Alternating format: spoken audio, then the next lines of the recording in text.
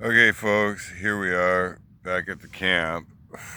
I had to camp out the easy spot because, I'm under the stars. I guess you can't really see. Maybe it'll show. Well, that's where the Fraser River is in that direction. I'm kind of on a hill. It's up on a bluff. You always want to go up the side of the hill, a little bit out of the valley or wherever the body of water is, and get up on a bluff. Uh, That's beside the point. But yeah, why am I fucking camped out here when I went by easily all the 10 to 12,000 supposedly empty new just online in the last year or two or three brand new openings of empty condos that they have citywide. They said it was 4 or 5,000 condos just hitting the market this spring and summer, like in this last year, that they can't sell. Oh, all those other ones sold. Really? I don't think so. I don't believe your fucking bullshit. This is fucked up. So, I got, I don't know, 45 minutes, half hour or so, 8 or 9, 5, 6, 7 minute videos of me tootling around on my fucking bicycle. Can we see the damn bike? Gonna point my head and at the camera. Okay, there's some parts of a bike. There's something you can see there. What else we got? We got a big old pot of beans.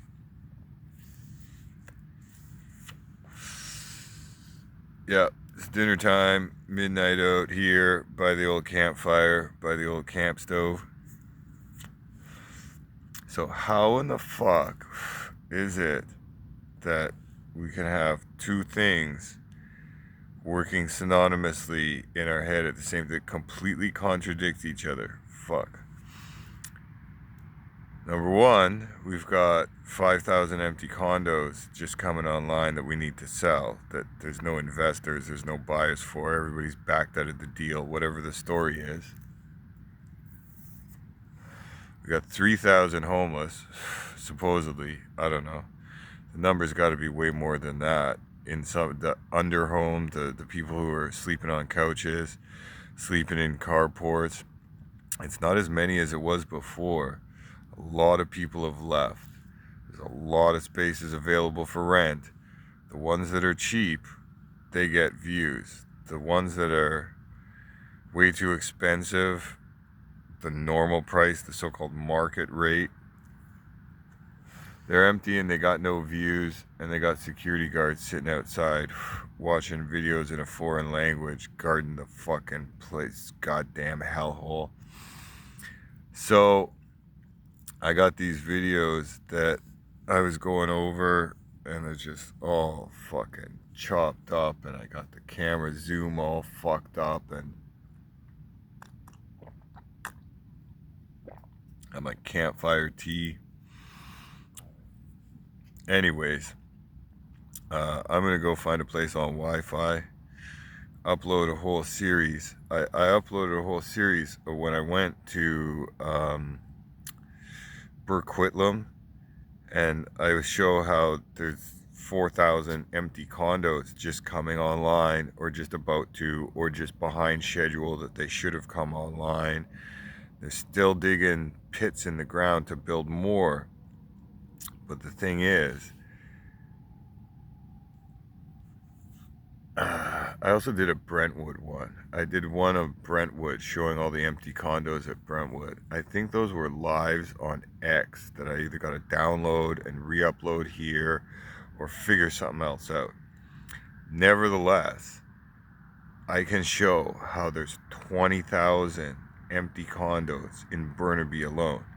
In Vancouver, I could go around and show you 20,000 empty condos just in the downtown area, and just looking out across the water where all the condos are on the other side, the uptown, the False Creek side. Easy peasy. They have, I don't know, I was on the Mike in the Night program earlier tonight, and when I was talking to Mike, he said, and now Mike's good at running the numbers. Mike Martins. So he's good with the numbers and the number crunching. And when he gets something into his head, he'll follow it to the nth degree, right? All the way down to the bottom of the rabbit hole, and sniff out those rabbit turds at the bottom of where the fucking fetid shit is the most vile and rancid, and he'll fucking wade through that shit and find you the answers. He was telling me that by his estimation, there was 60 or 70 empty condos, and this is back before 2020, before they took off and built even more condos, and the homeless numbers never really increased. Stagnated. He was saying 69 or 70 empty condos Canada-wide for what is the declared homeless population Canada-wide. I can believe it. This is for the people sleeping rough on the street. These kind of numbers, yeah, we're probably up to like 100 empty condos to one. And that's just in the Vancouver area. There are so much. It's a glut of these absolute. The baby boomers are dying, folks. They're shuffling off this mortal coil. They're 20 or 30% of the population. The next 2, 3, 4, 5 years, they're not going to be here. 20, 30, 25, 30% of your population. They've been gearing us up. These brand new buildings that have been opened in the last 4, 5, 6 years, they're about that 20, 25% occupancy. They've been getting us ready already for many years to show you what the empty city's like, and you think it's busy because there's construction there. They're blocking up the roadways. There's not more people on the roads. You could get around if they actually fix the roads. They're doing road work that has nothing to do with the damn roads. It has to do with busy work. Today I seen a development site where I did a video and I said, oh, they're probably not going to build here for 25 years. And then today when I was back at the library, I showed up with the trailers as if there's going to be some work done. But the way that they're puttering, it's this bailout that they've just released the credit all of a sudden. But on the development billboard, it says 480 or 90 units of rental housing, and then another 96 at some screwy market rate, so maybe those are supposed to be the affordable ones. Basically 600 units of affordable. So these are going to be, once again, sardine cans, maximizing the square footage. It's going to be a shit box. They're building it. It's not a luxury condo. 50 stories tower that's going to go by Highgate. This was obviously planned a while ago. Supposedly this is the only thing that's moving forward. It's not the private ones.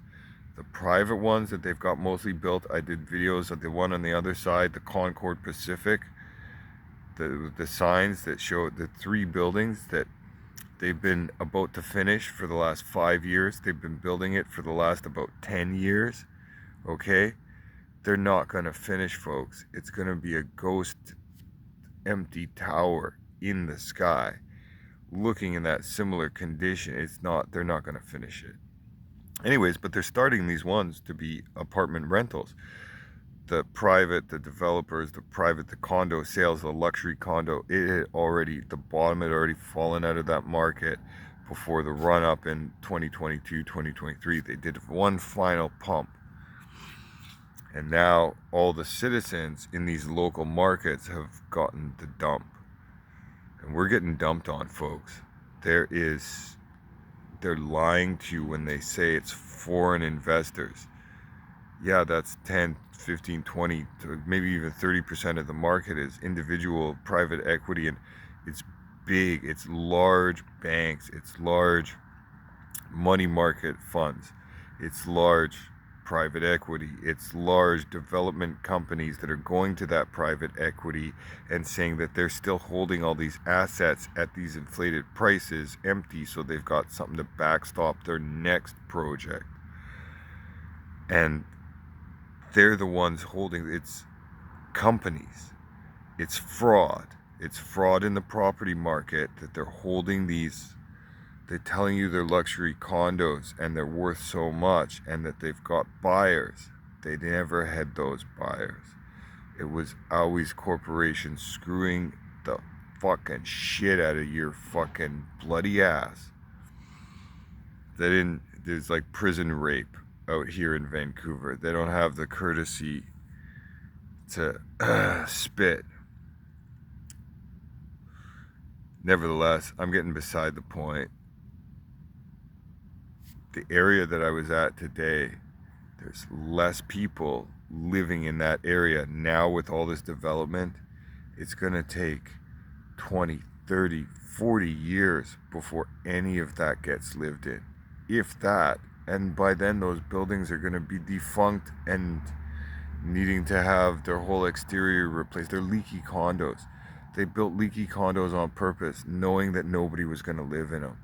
The developers have done the biggest screw job, taking their money because they get their wages paid out of borrowing from the banks. They think they're getting a 2-week check and that they're doing, damn skeeters, they're doing work. They're not. That's all on credit. This shit has always been on credit, and that's why the deficit is so, the amount of credit that they went to printing when Trudeau got in, and then in the last 5 years of this market stalling with the COVID and that they still had to finish, they printed so much funny money, and they used that funny money to pay themselves every 2 weeks.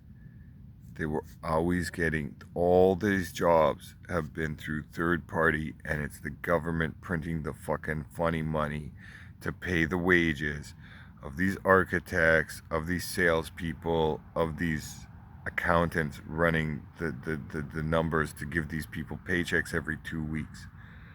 Everybody working in the office of these sales, these development companies, has been cashing their checks every 2 weeks. And those checks don't get cashed until the end of the 5-year term on those loans when they sell the product.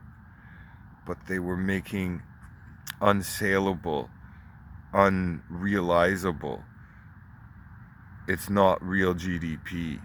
They were taking the buyout money to keep shut about how they were building empty condos for a population that was in decline, that didn't even exist. The Olympic villages that were down in Vancouver, in 15 years, they haven't even gotten them all filled up. So these ones that they've just built in the last 5-10 years, they've taken over for where there was 100% occupancy. More people lived on that block 10-15 years ago than it lived there the whole last 15 years and probably the next 15 years.